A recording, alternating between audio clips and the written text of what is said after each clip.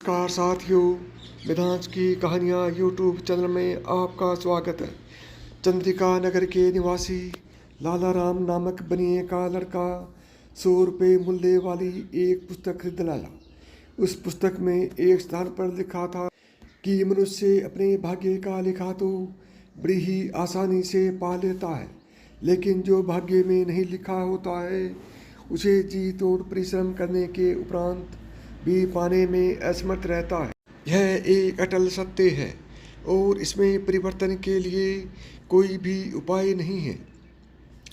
बनिए ने इतनी बड़ी महंगी पुस्तक खरीदने पर अपने पुत्र की काफ़ी भर्त्सना की।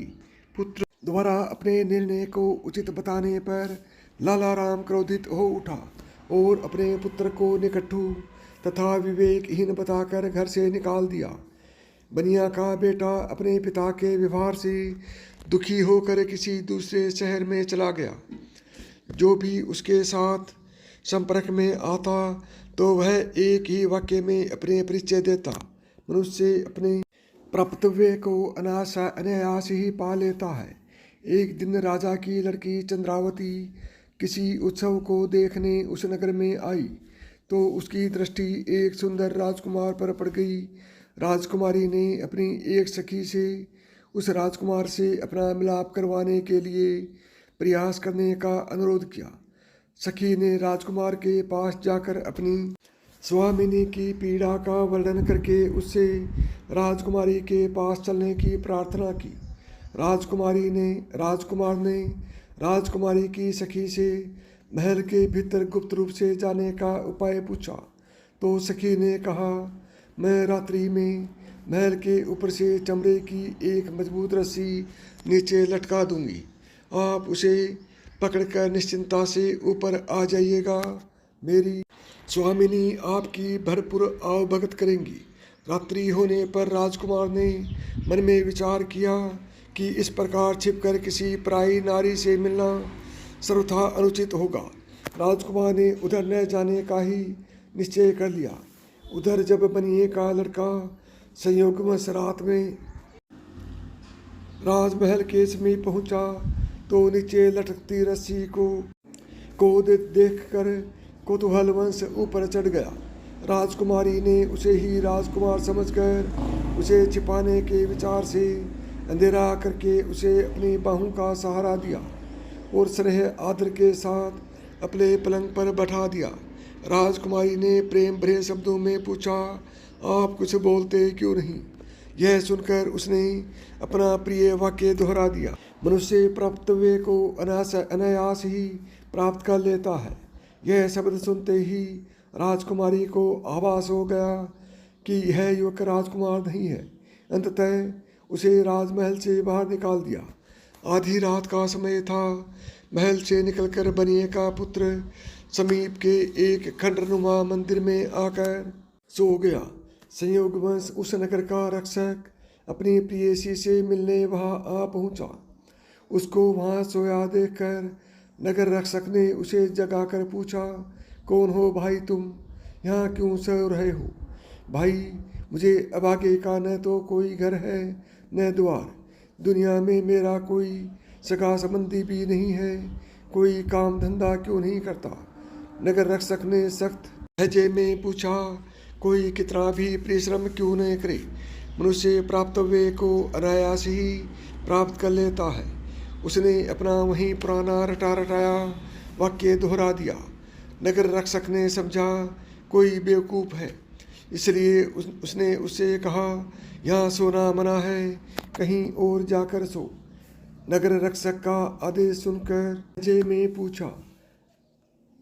वह उठकर चल दिया, परंतु अर्धनिद्रा की स्थिति में होने के कारण कुछ दूर जाकर एक छोटे से मकान के आंगन में जाकर सो गया। संयोगवश नगर रक्षक की विवाह पुत्री विनयवती अपने प्रेमी से मिलने की प्रतीक्षा में निश्चित स्थान पर बैठी थी। उसने अंधेरे में उसी को अपना प्रेमी समझा और बोली, क्या अभी तक आप मुझसे नाराज हैं जो मुझसे बोल नहीं रहे हो? मनुष्य अपने प्राप्तव्य को अनायास ही प्राप्त कर लेता है। उसने अपने वही शब्द उसके सामने भी दोहरा दिया। उसके इस प्रकार मुँह खोलते ही विनयवती अपनी मूर्खता और अधीरता पर पश्चाताप करने लगी। उसने बनिए के लड़के को उसी वक्त वहाँ से भगा दिया। विनयवती द्वारा भगा दिए जाने के बाद वह नगर की गलियों में भटकने लगा। रास्ते में उसे गाजे बाजे के साथ जाती बारात मिली तो वह भी उसमें शामिल हो गया। बारात जब लड़की वालों के घर पहुंची और दुल्हन हाथ में जयमाला लिए जैसे ही दूल्हे के पास आई, उसी समय एक मदमस्त हाथी वहां आ पहुंचा।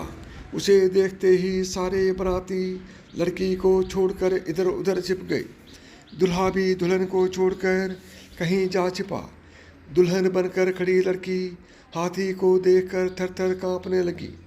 बनिए के लड़के ने साहस करके उस लड़की का हाथ थामा और उसे सुरक्षित स्थान पर ले गया। हाथी के चले जाने के बाद सारे बाराती और दुल्हा एक जगह इकट्ठे हुए। लड़के वालों ने लड़की के व्यवहार पर आपत्ति करते हुए कहा, तुम्हारी लड़की गैर मर्द को स्पर्श कर चुकी है, आप लोग कैसी बात कर रहे हैं। लड़की के पिता ने वर पक्ष वालों के हाथ जोड़ते हुए कहा। तभी दुल्हन बनी निरपराध लड़की आगे बढ़ी और बोली, मुझे मौत के मुँह में धकेलकर केवल अपने प्राणों की चिंता करने वाला मेरा पति होने के योग्य ही नहीं है। मैं स्वयं उसे शादी करने के लिए तैयार नहीं हूँ। वह बेटी, यह तुम क्या कह रही है। लड़की का पिता घबरा कर बोला, मैं ठीक कह रही हूँ पिताजी। संकट में साथ निभाने वाली और अपने प्राणों को संकट में डालकर मेरी रक्षा करने वाले इस युवक से ही मैं विवाह करूंगी। इस वाद विवाद में सुबह हो गई। संयोगवंश राजकुमारी और नगर रक्षक की पुत्री विनयवती भी वहां आ पहुंची। लोगों से सूचना पाकर राजा प्रमुख भी वहां आ पहुंचा। राजा प्रमुख ने बनिए के लड़के से पूछा, कौन हो तुम बेटे। मनुष्य अपने प्राप्तव्य को अनायास ही प्राप्त कर लेता है।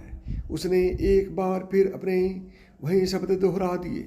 इस वाक्य को सुनते ही राजकुमारी के मुंह से निकल पड़ा, विधाता भी उसे रोक नहीं सकता। उधर विनयवती भी अपने आप पर संयम खो बैठी और कहने लगी, मुझे न अपने किए पर दुख है और न ही आश्चर्य। राजा और नगर रक्षक को अपनी अपनी पुत्रियों के मुँह खोलने पर काफ़ी हैरानी हुई। राजा ने इस सारे कांड की गुप्तचर से जांच करवाई और सत्य का पता चलने पर दोनों कन्याओं का विवाह भी बनिए के लड़के से कर दिया। सेठ ने भी अपनी पुत्री की इच्छानुसार उसका विवाह उसी के साथ कर दिया। इस प्रकार उसने अपने प्राप्तव्य को अनायास ही प्राप्त कर लिया। कथा का सार यह है, मनुष्य अपने भाग्य से ज़्यादा और समय से पहले कुछ भी प्राप्त नहीं कर सकता। मनुष्य अपने भाग्य से ज़्यादा और समय से पहले कुछ भी प्राप्त नहीं कर सकता।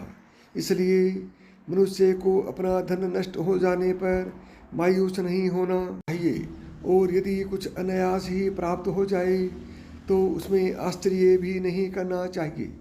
इस सारे खेल के पीछे भाग्य रचयिता का ही हाथ होता है। न चाहते हुए इन बनिए के बेटे को इतना कुछ मिल गया जो वह मांगकर भी प्राप्त नहीं कर सकता था।